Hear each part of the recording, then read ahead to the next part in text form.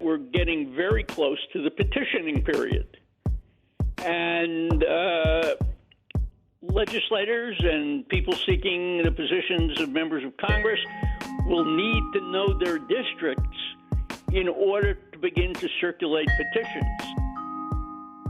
Hi there, it's WAMC News Director Ian Pickus. And on this episode of the WAMC News Podcast, I speak with Richard Rifkin, the Legal Director for the Government Law Center at Albany Law School. He's just published a redistricting explainer. It comes a year away from New York State drawing a new legislative map in a new fashion. Using the results of the 2020 census, lines will be redrawn for seats in Albany and Washington, with New York losing one House member. And as we speak, the Independent Redistricting Commission is holding a series of public meetings to take comment on the process. The process will work by first having this commission, which was created in 2014 and is operating now for the first time. The commission will draw maps, and then the Constitution sets out a procedure, and a rather technical one. In the end, the legislature will have the power to either accept or reject the maps of the commission, and if it rejects, in the end, the maps proposed by the commission, redistricting goes back to the legislature. What makes this process different from the last round and rounds before that every decade? Well, historically, the legislature has done redistricting by itself. It is required to redistrict every 10 years after the census. And basically what it has been doing is drawing its own lines, as well as lines of the congressional districts in New York. Now, for the first time, there will be a commission which will at least draft initial lines and then have to submit them to the legislature. So the legislature will now have to pass on lines that are drafted by someone else. The legislature, however, can reject those lines and in the end go back to the way it's been doing it for years. Who is on the commission? It is a 10-member commission. The majority leader and minority leader in each house gets 2 appointments. So fundamentally, of course, that means 4 Democrats and 4 Republicans. The co-chairs of the commission are chosen by the other members of the commission, but there are significant restrictions on who they may choose. For example, they may not choose anyone who is registered with either of the 2 major parties in New York. In addition, the individuals chosen may not have served in the state or federal government or as a lobbyist for at least 3 years. So in the end, it's a 10-member commission. And as you say, there's nothing binding the legislature to accept the recommendations of this commission. No. The legislature, the way the process works is that the commission prepares its maps. Those maps go to the legislature and then go through the legislative process, including, if it passes the legislature, review by the governor, who has a right to veto or approve. If those maps are accepted by the legislature, they become the maps. If they're rejected by the legislature, the commission gives a second try to drafting maps, and it then goes through the same process. If that doesn't work, then the legislature gets to draft the lines. Would we know why the legislature has rejected the maps if it comes to that? We will know only if the members of the legislature tell us why they have rejected the maps. I will say this. My guess, and this is only a guess because this process has never been used anywhere in the country, so that we're in uncharted waters here. My guess is that if the legislature rejects lines and maps that are basically approved by the good government groups, newspapers, and so forth, there will be significant pressure on the legislature to approve those maps.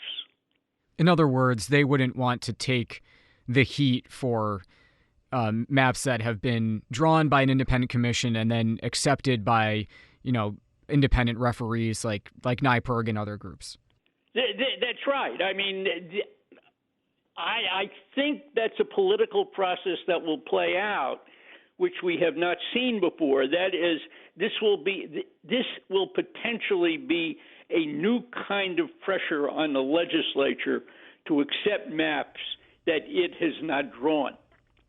So that doesn't mean the legislature will do it, but I think there will be a new dynamic there. So looking back, why is New York State doing it this way this time? What was the impetus for the change? Well, the impetus for the change is to get away from the historic practice of gerrymandering, which fundamentally means that the maps are drawn by the legislators, and frankly, and not surprisingly, each legislator will look at the map to see whether or not he or she likes the district that's given in terms of the likelihood of reelection. But as we speak, we're talking about 2022 elections.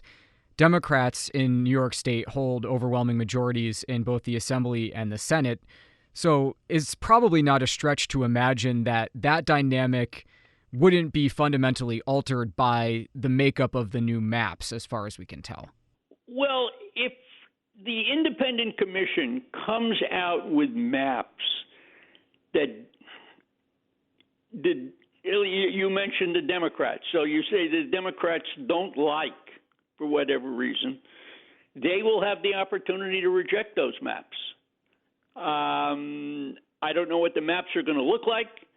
I don't know what the reaction of the maps are going to be, the initial maps by the good government groups like NYPIRG, as you mentioned. And I don't know how the legislature is going to react, and that's because we've never done this before.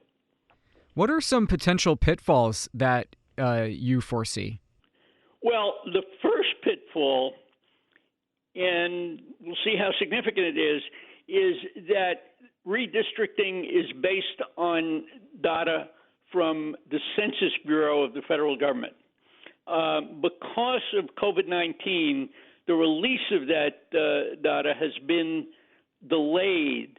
It ordinarily is issued early in the year. They just announced that it's going to be issued on August 16th. That is very late. The commission is mandated to hold hearings on its proposals, and it's not clear that it needs the maps by that time. It has to have draft redistricting plans, and it's mandated to hold hearings in September in 12 different locations. So just to start, you have the delay in the census data being given to the commission and the need to hold initial hearings literally about a month later. So there's a time crunch here just to get the map set, for candidates who are about to run.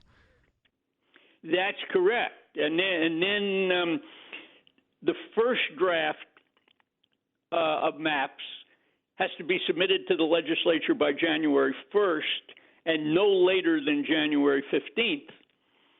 So it's a pretty tight timetable.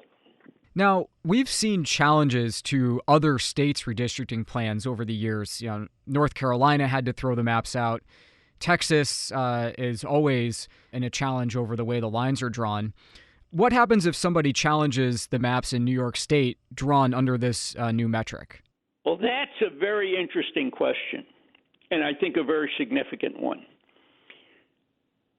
As you say, litigation almost follows almost every redistricting plan.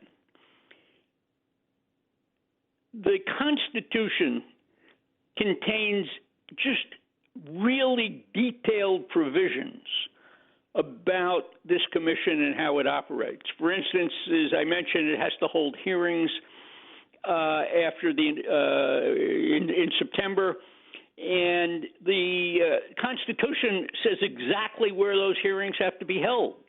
They have to be held in New York City, Nassau, Suffolk, Albany, Buffalo, Rochester, and so forth. It goes into that kind of detail. Now, if the commission does not comply with any of these provisions, whether they be significant provisions or technical provisions, that lays the groundwork for a challenge to the work of the commission and what it has produced based upon a violation of the state constitution.